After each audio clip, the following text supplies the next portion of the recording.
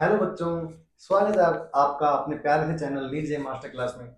ये अपना work energy power का 6 7 8 आठवां लेक्चर है, जिसमें अपन एक्चुअली सातवें लेक्चर में अपन ने क्या करा था।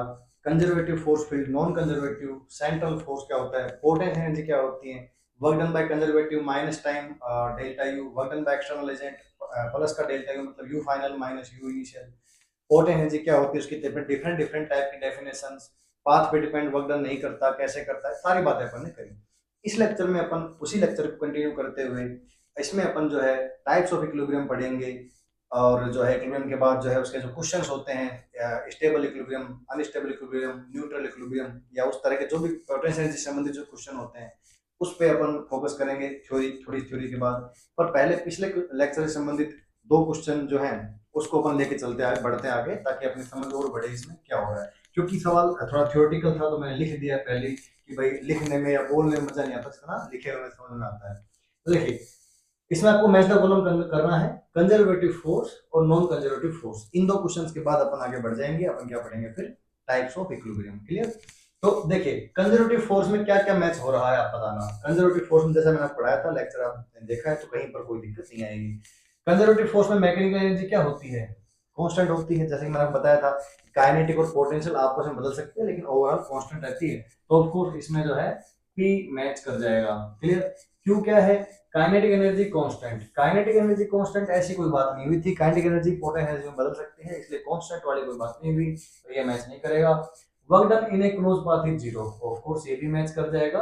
Work done is close path में क्या होता है, जीरो कंजर्वेटिव में, जैसे कि मैंने आपको एग्जांपल में समझाया था, है ना। सेटेलाइट हो गया ऐसे। वर्क डन और है F इक्वल टू माइनस का D U by D x, of course ऐसे ही डिफाइन होता है पूरा चैप्टर, पूरा लेक्चर ही इस बात पे था पिछला। F इक्वल टू माइनस का D U by D X. क्या potential energy is not defined है, कैसी बात कर रहा है। पोटेंशियल एनर्जी किसके लिए डिफाइंड होती है, कंजर्वेटिव के लिए। तो नॉन कंजर्वेटिव के लिए बिल्कुल potential energy is not defined, इसमें आ जाएगा आपका P। बाकी काइनेटिक एनर्जी इज कांस्टेंट, नहीं, नॉन कंजर्वेटिव तो वो भी डिक्रीज करेगी। बाकी ये कांस्टेंट है, नहीं, लॉस हो जाता है। वर्क डन जीरो होता है, नहीं, वर्क डन होता है उसमें, ठीक है। फ्रिक्शन वाला ये तो होता ही नहीं है। तो बेसिकली बी के साथ केवल पी मिला, जबकि ए के साथ पी, आर और एस तीन ऑप्शन मिल गए। क्लियर है? तो ये था अपना पहला सवाल। दूसरे सवाल में अगेन मैच द फॉलोइंग करना है आपको। Work done by all the forces, सभी तरह के जो वर्क डन होते हैं उनके द्वारा क्या होता है। ऑप्शन है change in mechanical energy, change in kinetic energy, negative change in potential energy, ये सब ऑप्शन है। Work done by all the forces, सभी तरह के वर्क डन का सम क्या होता है, ये अपन ने वर्क एनर्जी थ्योरम में पढ़ा था कि work done by all the forces equal to change in kinetic energy. तो चेंज इन काइनेटिक एनर्जी, तो जो ए है उससे क्या मैच कर जाएगा आपका Q. Clear? Work done by internal conservative force, जो अपने पिछले लेक्चर में पढ़ा था कि work done by conservative force is minus time delta U. तो देखिए, negative of change in potential energy, तो बी जुड़ जाएगा आर के साथ। इसका मतलब जो सी है, work done by external forces change in mechanical energy. हाँ, तो एक्सटर्नल फोर्स अगर आएंगे तो फिर मैकेनिकल एनर्जी में चेंज होगा। क्लियर है क्या? जैसे कि मैंने आपको बताया था कि अगर एक्सटर्नल कोई वर्क करेगा तभी जो है मैकेनिकल एनर्जी में चेंज हो सकता है। तो जो दो थ्योरेटिकल सवाल थे, इनको मैंने लिख के करवा दिया आपको। क्लियर है क्या? चलिए, अब अपन क्या करेंगे, स्टेबल इक्विलिब्रियम, अनस्टेबल इक्विलिब्रियम, ये सब पढ़ेंगे। मतलब टाइप्स ऑफ इक्विलिब्रियम डिटेल में कई चैप्टरों में ये काम आते रहते हैं, इलेक्ट्रोस्टैटिक्स में भी और मैग्नेटिज्म में भी। कई जगह ये कॉन्सेप्ट काम आएंगे आपके, ग्रेविटेशन में भी कई चैप्टरों में आते हैं बेसिकली।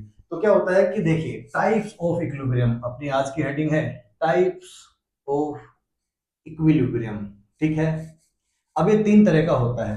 पहला है आपका, जैसे कि डायग्राम थ्रू मैं बताऊं आपको।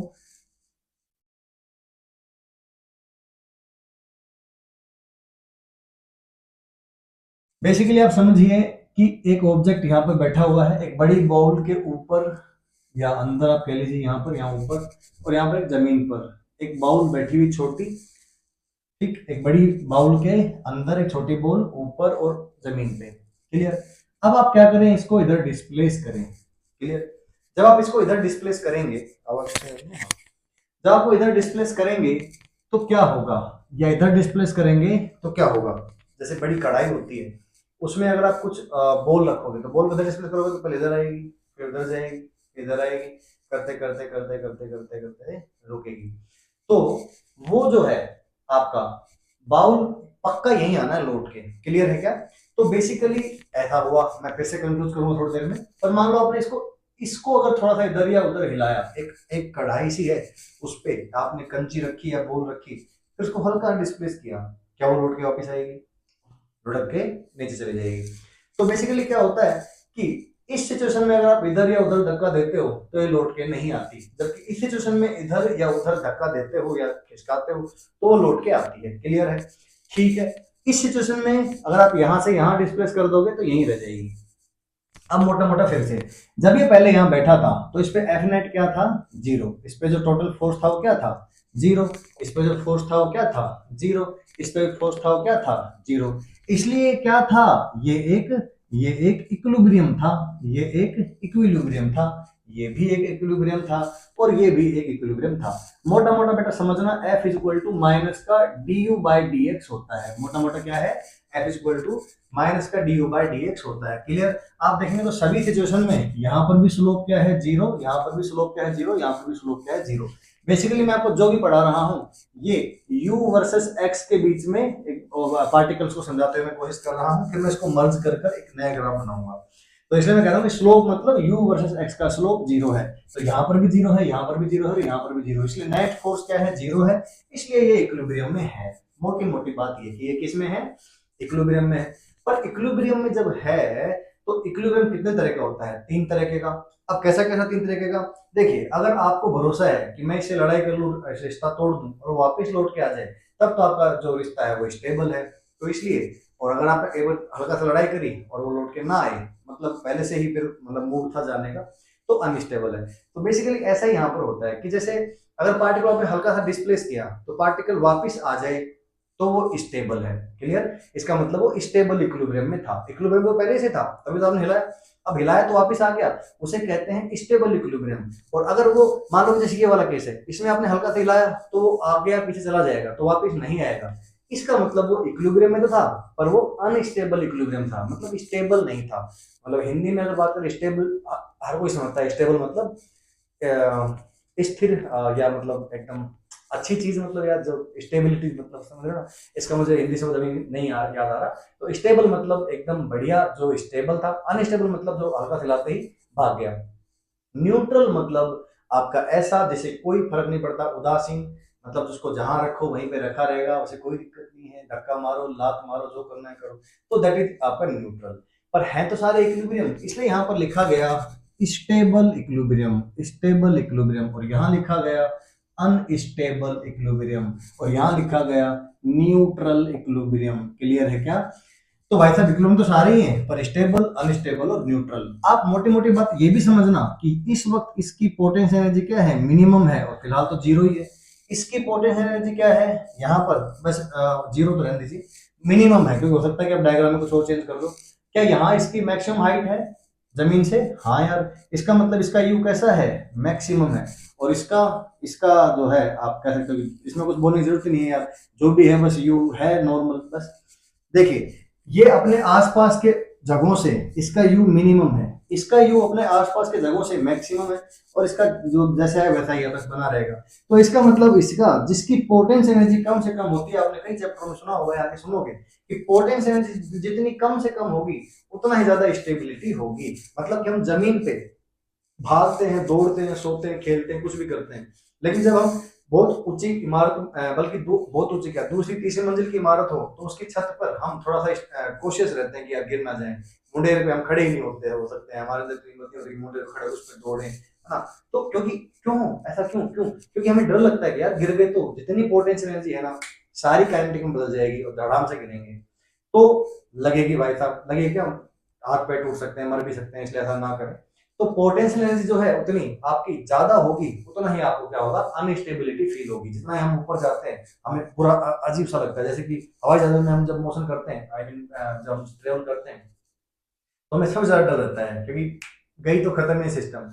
लेकिन फिर उसके अलावा जो है हाई स्पीड, तो फिर ट्रेन, मैं यहाँ पे पोटेंशियल एनर्जी की बात कर रहा हूँ, तो अब वो उसमें क्या है कि मैं हाइट पे चला जाता हूँ, डर लगता है। मेरे को तो बहुत लगता है हाइटों से डर यार, हाँ, जमीन पे कोई डर नहीं लगता कि ठीक है सेफ है ऐसे। तो हाइट ज्यादा होगी तो पोटेंशियल एनर्जी ज्यादा होगी, तो अनस्टेबल इक्विलिब्रियम और यू मैक्सिमम होगा। हाइट कम से कम होगी तो पोटेंशियल एनर्जी कम से कम होगी, स्टेबल होगा। न्यूट्रल को कोई फर्क नहीं पड़ता। अब इसमें ऐसा जब है तो बेसिकली फोर्स अगर जीरो है तो सबसे पहले आप कह सकते हो कि D U by D x zero है। हाँ यार, D U by D x zero है। अरे भाई, अगर इक्विलिब्रियम करवाना है, फोर्स जीरो है, तो D U by D x तो तीनों में ही जीरो है। क्यों? क्योंकि D U by D X force है, फोर्स क्या होना चाहिए? जीरो। इक्विलिब्रियम के लिए फोर इक्विलिब्रियम, इक्विलिब्रियम के लिए ऐसा होना ही चाहिए। अगर ऐसा हुआ तो अब बताओ, यू मिनिमम है, मतलब ये मिनिमा का केस है, तो इसका मतलब डबल डिफरेंशिएशन क्या होना चाहिए? डबल डिफरेंशिएशन होना चाहिए greater than zero. Double differentiation minima और मैक्सिमा के लिए क्या होना चाहिए? डबल डिफरेंशिएशन क्या होना चाहिए भाई साहब? Less than zero. ये आपको मैक्सिमम मिनिमम पढ़ाया था। और डबल डिफरेंशिएशन अगर नाइदर मिनिमा मतलब नाइदर पॉजिटिव नॉर नेगेटिव, तो क्या होता है? Neutral equilibrium. तो ये पूरी कहानी आपकी जो है इक्विलिब्रियम की मैंने आपको बेटा बता दी है। इसमें कोई भी समस्या हो तो आप बता सकते हो। क्लियर है? ओके, तो ये है इक्विलिब्रियम की पूरी कहानी। अब इस पूरी कहानी को मैं एक ग्राफ में जोड़ के आपको बताता हूँ। पूरी कहानी को एक ग्राफ में जोड़ देते हैं। देखिए, ये सब आपको करना पड़ेगा, जो जो मैंने यहाँ पे लिखा, स्टेबल अनस्टेबल की कंडीशंस, उसके ऊपर क्वेश्चंस करेंगे, बस अब थ्योरी खत्म होती। देखिए, जैसे कि मान लीजिए कि अपन ने ये सारा यू एक्स ग्राफ पे ऐसे खेला खेला, और लेट्स सपोज कैसा ग्राफ बनाना है? बढ़ता घटता, अच्छा है पहले ऐसे। चलिए, तो ये ग्राफ है, ये ग्राफ है, ये ग्राफ है, ऐसे। तो बेसिकली क्या है? ये u वर्सेस x ग्राफ है। क्लियर? तो बेटा यहाँ पर आप समझिए, बॉडी यहाँ पर है एक, तो आपकी एक बॉडी यहाँ पर है, एक बॉडी यहाँ पर। अब देखिए, उन्हीं तीन ग्राफ को हमने मर्ज कर दिया है। उन्हीं तीन ग्राफ को हमने क्या कर दिया है? मर्ज कर दिया है। क्लियर? तो आप बताइए, यहाँ पर क्या था आपका? स्टेबल इक्विलिब्रियम, यहाँ पर अनस्टेबल, यहाँ पर न्यूट्रल। थोड़ा सा इसको और समझते हैं। आप इसको यहां ले आइए डिस्प्लेस करके। जब आप इसको यहां ले आते हैं तो ध्यान से समझना, फोर्स इक्वल टू माइनस का D U by D x. और आप समझ सकते हैं कि यहां पे जो स्लोप है, यहां पे जो स्लोप है वो कैसा है? यहां का स्लोप कैसा है? ऑफ कोर्स नेगेटिव है। यहां पे आप ले आओगे तो यहां का स्लोप कैसा होगा? स्लोप कैसा होगा? पॉजिटिव। अब बताना बेटा, यहाँ का स्लोप नेगेटिव है, तो नेगेटिव इंटू नेगेटिव क्या हो जाएगा? पॉजिटिव। यहाँ पर फोर्स क्या हो जाएगा? पॉजिटिव। पॉजिटिव मतलब आगे, तो इस पे फोर्स लगता है आगे। क्लियर है क्या? स्लोप नेगेटिव, नेगेटिव नेगेटिव क्या हो गया? पॉजिटिव। यहाँ पे जब है तो स्लोप कैसा है? पॉजिटिव। स्लोप अगर पॉजिटिव है तो पॉजिटिव इंटू नेगेटिव क्या बनेगा? पॉजिटिव इंटू नेगेटिव क्या बनेगा? नेगेटिव। बट पहले क्या था? नेगेटिव नेगेटिव क्या बना था? पॉजिटिव। इसको मैं लिख देता हूँ। तो पॉजिटिव इंटू नेगेटिव क्या बनेगा? नेगेटिव, मतलब कि पीछे की तरफ, इसलिए नीचे आता है। इसलिए जब आप इसको यहाँ ले जाते हो तो ये इधर आता है, जब उधर ले जाते हो तो इधर आता है। ये आपके सामने पूरा कॉन्सेप्ट के साथ मैंने आपको बताया। क्लियर? अब यहाँ आ जाओ, मान लो अपन इधर लाते हैं इसको, तो यहाँ पर आपका स्लोप कैसा है? और अगर इधर लाते हैं तो यहाँ पर स्लोप कैसा है? देखकर बताओ। जब मैं इसकी बात करूं तो यहाँ पर स्लोप है पॉजिटिव, तो पॉजिटिव इंटू नेगेटिव होगा नेगेटिव, मतलब नीचे की तरफ फोर्स। और जब यहाँ पर है तो स्लोप है नेगेटिव, तो नेगेटिव नेगेटिव मतलब पॉजिटिव, मतलब आगे की तरफ। इसलिए जब पार्टिकल यहाँ होता है तो और आगे जाता है, यहाँ होता है तो और पीछे आता है, इसलिए ये अनस्टेबल है। और न्यूट्रल में कोई दिक्कत नहीं, कहीं से भी कहीं तक ले जाओ। क्लियर है क्या? तो ये प्रॉपर पूरा आपका डायग्राम है, उसी को मैंने अलग अलग करके आपको समझाया था। ठीक, तो ये हो गया स्टेबल इक्विलिब्रियम, अनस्टेबल इक्विलिब्रियम और न्यूट्रल इक्विलिब्रियम की बातें। भूलना मत, F equal to minus D U by D X, minus लगाना कभी मत भूलना इसमें। तो ये थे कुछ अपने ग्राफ। और अब इसमें एक कॉन्सेप्ट और बचा है, इसको बाद में करते हैं, पहले क्वेश्चन करते हैं। देखिए, u equal to A X square minus B X, U is equal to A X square minus B X. ये आपके अंदर आपके पास एक पोटेंशियल एनर्जी का मतलब रिश्ता है x के साथ।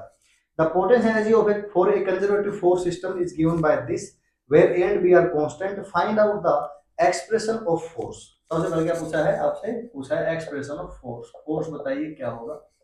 Option B. दूसरा आपसे पूछा है इक्विलिब्रियम पोजीशन, मतलब इक्विलिब्रियम की पोजीशन, इक्विलिब्रियम कहां पर होगा। और सी में आपसे पूछा है पोटेंशियल एनर्जी एट इक्विलिब्रियम, कि भाई पोटेंशियल एनर्जी क्या है एट इक्विलिब्रियम। तो ये तीन सवाल है। तो आप पॉज करके सोल्व कीजिए, मैं सीधा सॉल्यूशन कर देता हूं। पॉज कर लीजिए, सोल्व कीजिए। ये देखिए, तो बेटा सबसे पहले क्या करना था आपको? फोर्स जो था वो आपको जीरो करना था। फोर्स होता है माइनस का D U by D X, force करना है जीरो, मतलब D U by D X करना है जीरो। करिए D U by D X, two A X minus B, और बी एक्स का हो गया one, two X equal to zero. तो एक्स की वैल्यू आती है बी बाय टू ए। तो ये है आपके पहले सवाल का जवाब। नहीं, पहले तो फोर्स, अच्छा हाँ, तो यही फोर्स है, ठीक है। पहला तो सवाल तो यही है कि जो डिफरेंशिएशन हमने किया उसमें माइनस लगा दो बस, तो माइनस का टू ए एक्स और प्लस का बी, ये तो हो गया आपका फोर्स का expression, F equal to minus D U by D X. Clear है क्या? दूसरा, जीरो कर देंगे फोर्स को तो आपको मिलेगा बी बाई टू ए, ये भी मिल गया। तीसरा, पोटेंशियल एनर्जी क्या है, मतलब कि यू क्या है, यू कहूं या पी कहूं, आगे ध्यान रखना की बात है। तो ए एक्स स्क्वायर, एक्स की जगह रख देंगे b by two a minus b into b by two a. तो अगर देखा जाए यहाँ पे स्क्वायर होगा, ये कटेगा, बी स्क्वायर और ए से एक कटेगा तो टू ए, बल्कि फोर ए, अरे स्क्वायर होगा ना भाई, दो दूनी चार और a minus B square by two a. तो एक बटाम चार से एक बटाम दो गए तो माइनस का B square by four A. तो ये आपके कुछ क्वेश्चंस हैं आपकी पोटेंशियल एनर्जी, ऐसे वैल्यू आपका इक्विलिब्रियम पे होगा। मैं चेक कर लेता हूँ, माइनस का B square by four A and B by two A, of course तीनों की तीनों रिजल्ट सही है। क्लियर है? चलिए, तो अब अगला सवाल करते हैं भाई साहब इसके ऊपर।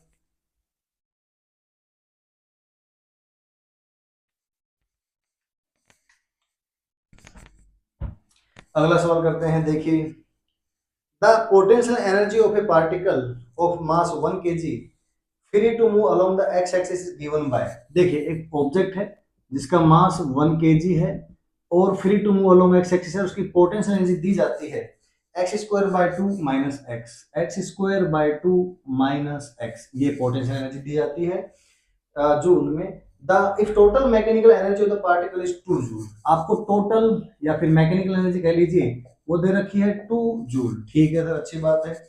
Then find its maximum speed, तो इसकी वी मैक्स आपको बतानी है, मैक्सिमम स्पीड आपको बतानी है। क्लियर? तो हल्का सा हिंट देता हूँ, फिर आप पॉज करके सोल्व करें। बेसिकली क्या है कि आपको पोटेंशियल एनर्जी दे रखी है, और मैकेनिकल एनर्जी क्या होती है, मैकेनिकल एनर्जी होती है kinetic energy plus potential energy.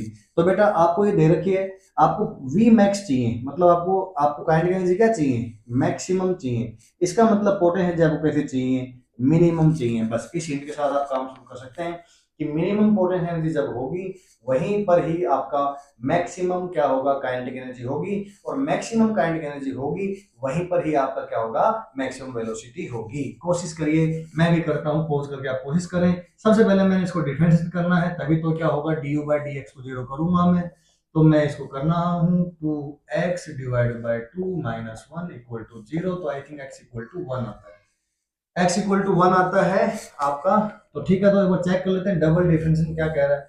Double, ये था सिंगल डिफरेंशिएशन आपका u डैश था आपका x माइनस वन, तो u डबल डैश होगा आपका वन, वन मतलब पॉजिटिव, पॉजिटिव मतलब मिनिमा। ठीक है, मिनिमा ही दे रहा है भाई साहब, ये मैंने मैक्सिमम मिनिमा यूज किया यहाँ पर, तो मिनिमा ही दे रहा है। खैर, तो मिनिमा दे रहा है तो भाई साहब कितना है, तो u मिनिमा निकाल लीजिए आप। यहाँ पे x की वैल्यू वन रख दीजिए, तो one divide by two minus one, तो माइनस का वन बाय टू जूल, ये क्या है, मिनिमम पोटेंशियल एनर्जी है। इसको आप यहाँ पे रख दीजिए। तो आप मैकेनिकल एनर्जी है 2 जूल, काइनेटिक एनर्जी आपको चाहिए मैक्सिमम, प्लस पोटेंशियल एनर्जी आपको मिल गई है माइनस की हाफ। इसको उधर ले आएंगे तो काइनेटिक एनर्जी की वैल्यू आती है 2, और ये जुड़ जाएगा, 2 प्लस 1 बटा में 2, 5 बटा में 2 बन जाएगा। काइनेटिक एनर्जी जो है आपको हाफ एम वी स्क्वायर होती है, एम की वैल्यू शायद 2 दी हुई है, और वी स्क्वायर एम की वैल्यू 1 है, एम की वैल्यू 1 है, और 5 बटा में 2, 2 से 2 कट जाएगा, तो वी की वैल्यू आती है √5 मीटर पर सेकेंड। लेट में चेक, हाँ जी बिल्कुल सही, तो √5 मीटर पर सेकेंड आंसर आपका आता है। क्लियर है बच्चों? गुड क्वेश्चन, ठीक है, चलें आगे। ठीक है जी, ये भी एक अच्छा सवाल था। अब देखिए और अच्छे सवालों की तरफ चलते हैं, पर उसमें बोर्ड ना भर जाए, मुझे बस डर इस बात का है कि एक बार बोर्ड में वो आएगा कि नहीं आएगा। चलिए ट्राई तो करते हैं, आ जाए तो बहुत बढ़िया है। सवाल ही इतना बड़ा है कि अगर मैं लिखूं तो बोर्ड ही भर जाए एक सवाल में, तो मैं सवाल से बोलूंगा। Force between the atoms of a diatomic molecule has its origin in the interaction between the electrons and the nuclei. present in each atom. This force is conservative and associated potential energy is to a good approximation represented by the Lennard Jones potential function. तो आपको खैर आलतू फालतू बात है, आपको main बात बताता हूँ। U पोटेंशियल एनर्जी का फंक्शन दे रखा है, U is equal to U note.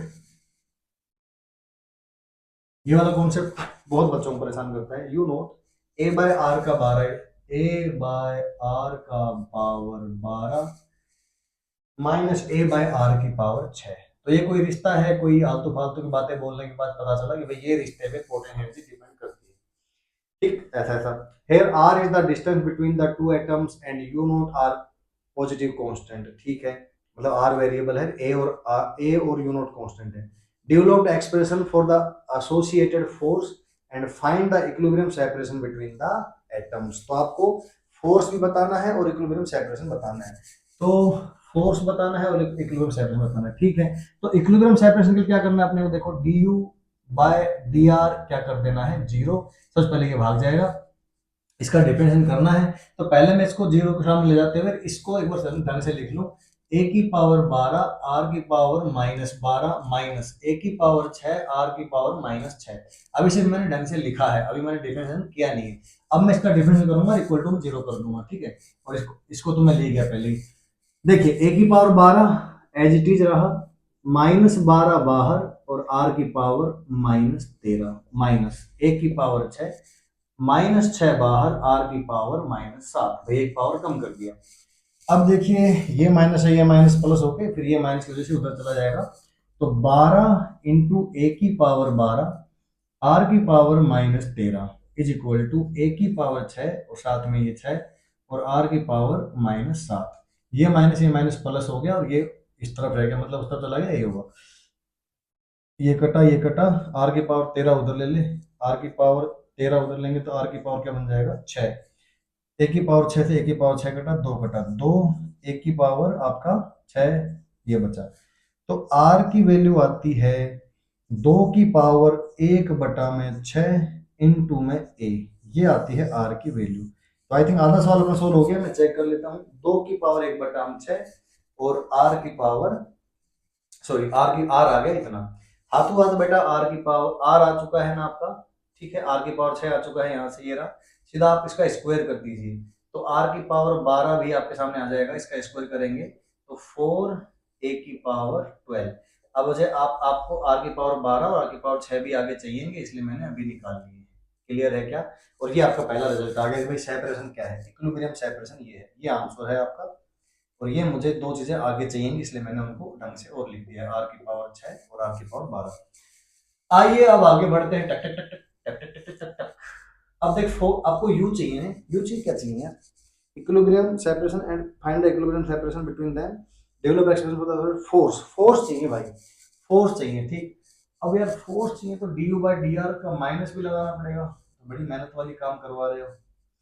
Force चाहिए क्या पक्का? उसके मैं नहीं मानोगे, F is equal to minus D U by D R चाहिए भाई इसको, तो माइनस का D U by D R. ठीक है, D U by D R तो ये रहा, ये रहा, बाहर इसके यू नोट होना चाहिए बस।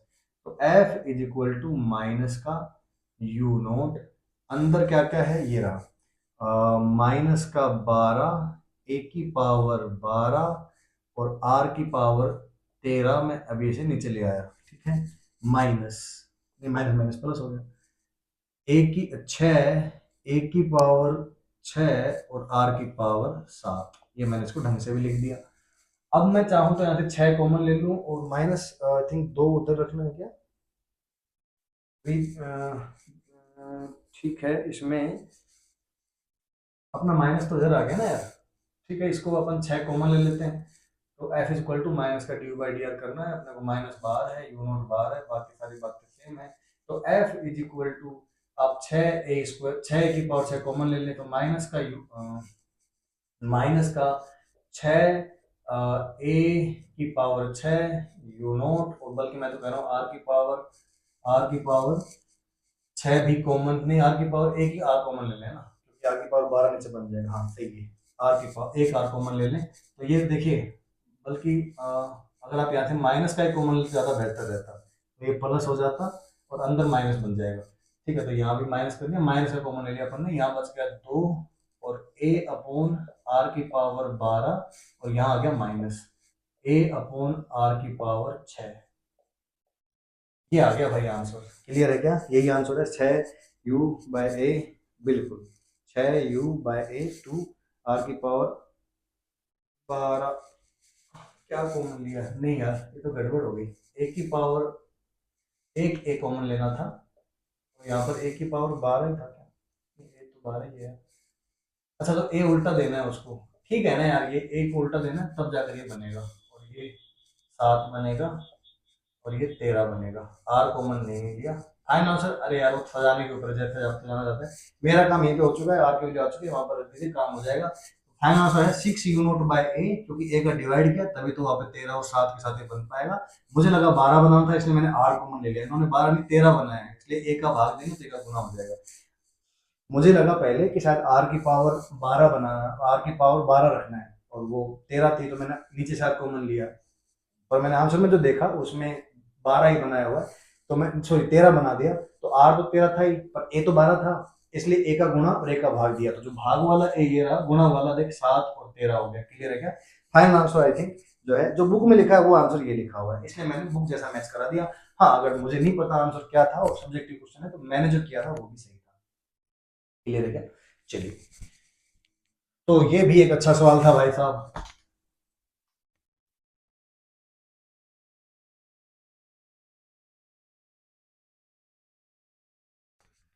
हे राम, कितने हो गए? 26।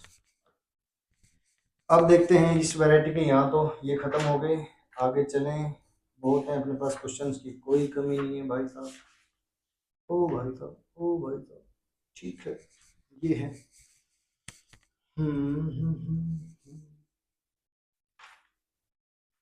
देखिए u equal to 2x² y divide by z।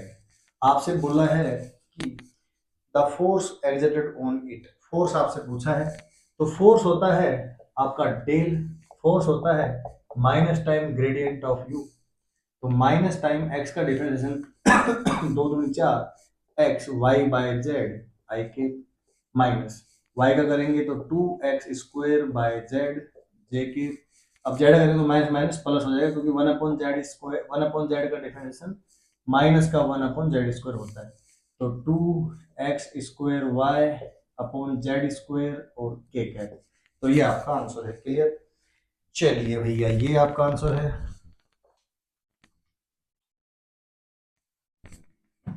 अगला सवाल है कि u जो है वो a/r⁻12, u जो है वो a/r⁻12, जो मैं अभी कर रहा था ना, r⁻12 r⁻6 चाहिए, वो इस सवाल में चाहिए होते हैं, b डिवाइड बाय r⁻6।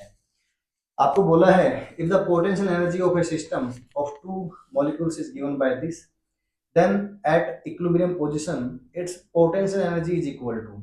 तो पोटेंशियल एनर्जी आपको बतानी है, तो यू आपको दे रखा है, तो क्या करेंगे, पहले इसको रीअरेंज करेंगे। ए r⁻12 माइनस बी r⁻6। अब आप du/dr करेंगे 0, तो चलिए करते हैं। माइनस का ए के साथ माइनस का 12 r⁻13 माइनस बी, फिर आप -6 r⁻7 इक्वल टू 0। जब आप ऐसा करेंगे तो आपको क्या मिलेगा, एक तो ये माइनस माइनस प्लस हो जाएगा और ये उधर चला जाएगा, सही है। तो 12a r⁻13 और 6b r⁻7 माइनस का, तो ये उधर जाएगा, 6 तो 6 कटेगा, ये बनेगा 2a/b, और ये r⁻13 उधर जाएगा तो और बनेगा r⁻6। तो ये था वो सवाल जिसमें मुझे लगा था कि वो करना पड़ेगा, तो इसमें करना है, वो स्क्वायर कर देंगे तो r⁻12 बनेगा 4a² डिवाइड बाय b²। अब इन दो बातों को आगे लेके चलते हैं, क्योंकि हमें u निकालना है। तो भाई साहब, u जो होगा वो होगा a डिवाइड बाय r⁻12, जो कि है 4a² डिवाइड बाय डिवाइड ऊपर चला जाएगा b² minus b divide by r⁻6 2a/b, b ऊपर चला गया। अगर ढंग से देखें तो ये बनेगा a से a कटेगा b²/4a minus b² bye 2a। अब भाई 1/4 में से 1/2 जाएगा, तो u की वैल्यू आएगी माइनस का B square by 4a। So this is the answer. Clear है प्यारे प्यारे बच्चों? पेन कॉपी निकाल के ही मेरे साथ आया करें, क्योंकि अपने यहाँ पे सिर्फ काम की बातें होती है, फालतू बातें अपन करते ही नहीं, पसंद ही नहीं है अपने वो टाइम खराब किसी को बिल्कुल भी हो। आप देख सकते हैं 30 मिनट से लगातार मैं बस काम ही काम कर रहा हूँ, क्योंकि बातें तो और बहुत चैनल कर रहे हैं, लोगों को अभी वो पसंद आ रहे हैं, पर एक समय आएगा कि जब लोग कहेंगे अरे यार टाइम खराब कर रहे हैं, तो वहां पर लोग जाना धीरे धीरे धीरे धीरे धीरे धीरे बंद करेंगे। तो इसी उम्मीद पे लगे हुए हैं आपके साथ। चलिए आगे बढ़ते हैं।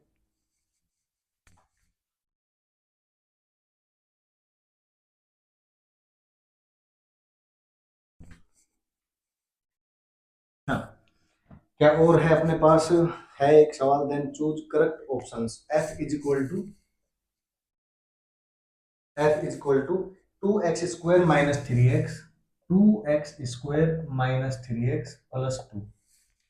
ठीक, देन चूज करेक्ट ऑप्शंस। अब ऑप्शंस क्या क्या हैं?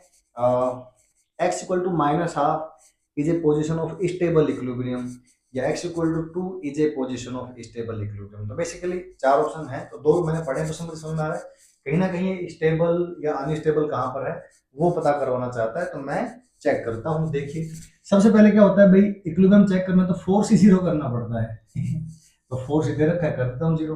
तो माइनस का 3 plus minus B square minus 4ac, minus का 3 plus minus B square minus 4ac, ये कैसा आंसर है? 2x² माइनस 3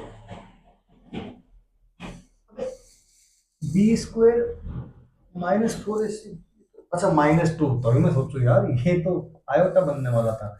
हाँ -2 है यहाँ पर। बी स्क्वायर माइनस 4ac, तो ये ऐड हो जाएगा, 4 चौक 16 डिवाइड बाय 2 है, 2 दूनी 4। तो x1 x2 की वैल्यू आती है 3 प्लस माइनस 5 बटा में 4। तो x1 की वैल्यू आती है 5 और 3 8 बटा में 2, और x2 की वैल्यू आती है माइनस का 5 2 1 बटा में 2, माइनस का 1 बटा में 2। तो ये कह रहे थे, हाँ यही दो पॉइंट थे। माइनस का 1 बटा में 2 is a position of stable equilibrium, and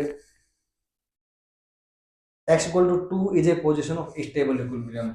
x equal to 2 stable है या अनस्टेबल? ये दोनों ही स्टेबल।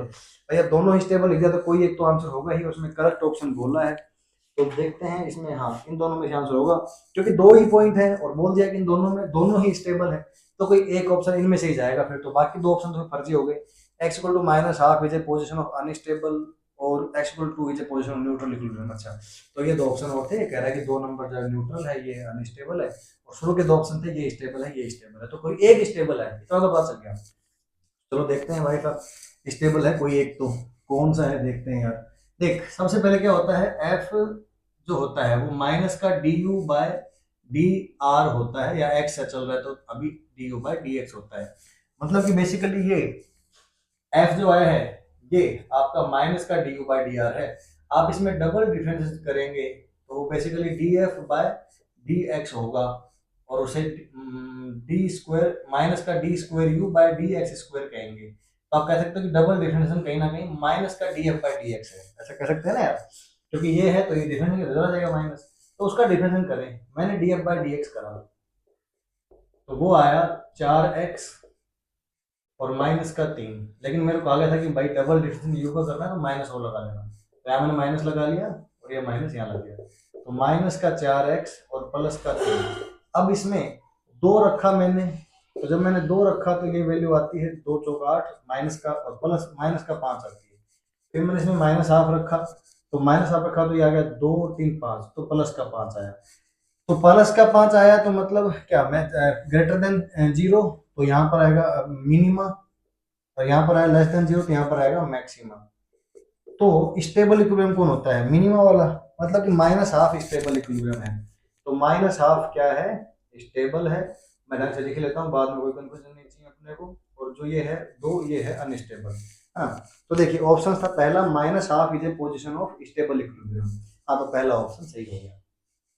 क्लियर है बच्चों?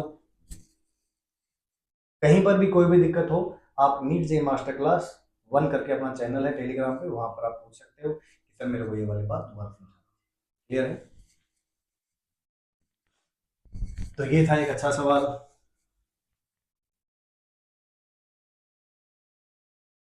इसमें एक माइनस का गड़बड़ हमेशा होता है, इसमें बच्चों की ज्यादातर गलत आंसर ही आते हैं, क्योंकि वो जो माइनस था फोर्स वाला जो ऑलरेडी माइनस होना चाहिए वो बच्चे इसमें नहीं लगाते हैं। अगला सवाल है u equal to two x square, u equal to two x square minus two x plus hundred, minus two x plus hundred, और ये जूल में है, ठीक है, मतलब पूरी इक्वेशन ही जूल में। It's state of equilibrium will be x equal to कितने पर इक्विलिब्रियम होगा ये पूछा है। तो भाई इक्विलिब्रियम तो तब होता है जब du बाई डी एक्स क्या हो, जीरो। 4x माइनस दो इक्वल टू जीरो, तो x इक्वल टू दो बटा चार, 0.5 आ गया आंसर। ऑप्शन थे 25, 0.25, 0.05, 0.5, बिल्कुल सही। तो ये हैं कुछ ऑप्शंस। अब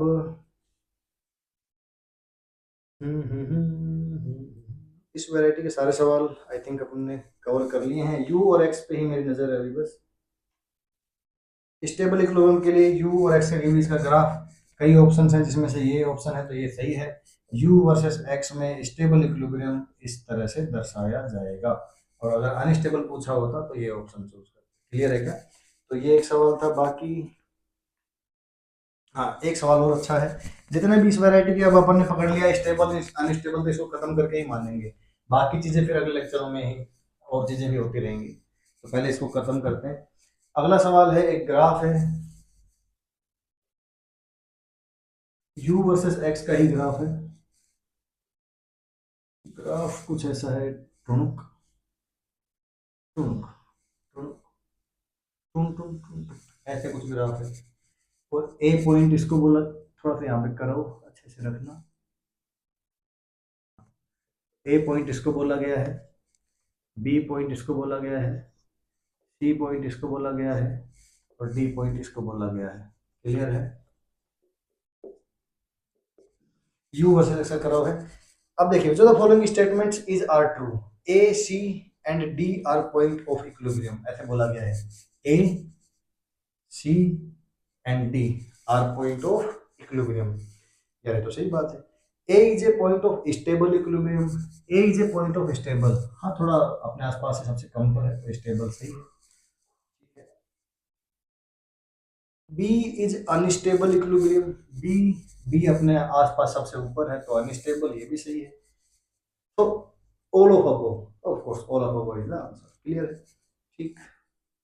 अब इसमें इस वैरायटी के जितने भी क्वेश्चन थे, जितना हो सके मैंने कवर कर लिया है। अब सिर्फ नई वैरायटी के सवाल ही बचेंगे। ठीक है, हाँ हो गया। ठीक है, लगभग लगभग वही 40-38 मिनट के आसपास ये लेक्चर भी हो गया, पिछले लेक्चर भी इतना ही था। तो ये दो लेक्चर कहीं ना कहीं एक जैसे ही थे, बल्कि इससे अगला भी ऐसा ही कुछ आएगा जिसमें अपन क्वेश्चंस करेंगे। कौन से क्वेश्चन रह गए देख, स्टेबल अनस्टेबल वाले सवाल अपन ने काफी कर लिए, कुछ और अच्छी वैरायटी मिलेगी तो वो करेंगे। हाँ, ये सब मेरी तरफ से ही था मतलब। और अभी नीट जेई सेक्शन बाकी है, नीट और एम्स और जेई सेक्शन तो बाकी रहेगा, पर अभी वो क्वेश्चन बाकी हैं, चेन वाले क्वेश्चन, चेन को उठाना, वर्क डन, ये डिफरेंट डिफरेंट एनर्जी के कंजर्वेशन के सवाल भी अपन ने अब पोर्टेज एनर्जी पढ़ ली है, तो अपन सारे सवाल कर सकते हैं। तो कम से कम आई थिंक दो लेक्चर अभी और 40-50 मिनट के लेंथ के क्वेश्चंस के ही बनेंगे, तब जाकर अपन फिर अपन स्प्रिंग एनर्जी पढ़ेंगे, स्प्रिंग का वर्क डन वगैरह पढ़ेंगे, और फिर वर्क और एनर्जी पूरी तरह से खत्म हो जाएगा। फिर जाकर अपन पावर पे जाएंगे, तो करीब करीब मेरे हिसाब से 2-3 लेक्चर और लगेंगे आई थिंक, तब जाकर पावर पे अपन जाएंगे, 3 तो कम से कम मान के चलो। चलिए बच्चे, देखते रहिए अपना प्यारा सा चैनल नीट जे मास्टर क्लास, जहाँ पे ज्यादा क्वेश्चन प्रैक्टिस होती है, थ्योरी भी बहुत अच्छे से पढ़ाई जाती है। जितना हो सके मैक्सिमम, जितना अपने को मतलब बोलना चाहिए उतना अपन बोलते हैं। फिर आप बैक जाके फिर सुन सकते हो दोबारा उन बातों को। कोई भी दिक्कत हो, मिल सकते हो तो मिलकर डाउट पूछिए, नोट्स बनाते रहिए। और अगर आप नहीं मिल सकते हैं, दूर रहते हैं कहीं, तो आप अपना टेलीग्राम नीट जे मास्टर क्लास 1 करके टेलीग्राम चैनल पर अपना डाउट पूछ सकते हैं, स्क्रीनशॉट भेजें सर ये वाली बात है ना। बच्चे जो पुराने बच्चे जो लाइव में जुड़ते थे, आज भी वो टेलीग्राम पे डाउट पूछते हैं, तो मैं डाउट बताता हूँ। चाहे उनको किसी भी तरह का डाउट हो कि सर ये, जैसे कल एक बच्चे ने पूछा था कोई इलेक्ट्रोशेड्स का था, तो मैंने वो बताया। कोई बच्चा कहीं से कोई रोटेशन का पूछ रहा है, किसी जगह कुछ और चल रहा है, किसी जगह कुछ और चल रहा है, तो अपने ऐसे कोई दिक्कत वाली बात नहीं है, आप टेलीग्राम पे डाउट पूछ सकते हैं, और जब भी मैं फ्री होऊंगा मैं जवाब दे दूंगा। जब आप लोग कमेंट्स करते रहेंगे और मुझे लगेगा कि आप लोग बहुत प्यार दे रहे हैं, कमेंट कर रहे हैं, और चाहते हैं कि लाइव पढ़ाया जाए, तब अपन लाइव पढ़ाएंगे। पर अभी जो मैंने बंद किया था वो इस वजह से कि ज़्यादातर ऑडियंस अपनी गुजरात साइड से थी, और वहाँ पर गरबा वरबा शुरू हो रहा है आज से, या आज या कल से नवरात्रि शुरू हो रहे हैं। तो 5-7 दिन 10 दिन पहले ही मैंने वो रोक दिया, मैंने कहा यार अभी सही नहीं। तो भविष्य में कभी देखेंगे, लाइव करना होगा तो तब तक के लिए आप यही जो है रिकॉर्डेड देखें, कहीं भी दिक्कत आए लाइव की तरह समझें, लाइव की तरह पोज करके सवाल करें और डाउट वाउट पूछते रहें। क्लियर है? कंटेंट जो मेरे पास बनता रहता है, आप मांगेंगे तो मेरे पास होगा तो मैं आपको भेज दूंगा। अभी तक अपना कंटेंट जो है वो सर्कुलर मोशन तक बन चुका है। क्लियर है? चलिए बाय बाय बच्चों, मिलते हैं अगले लेक्चर में।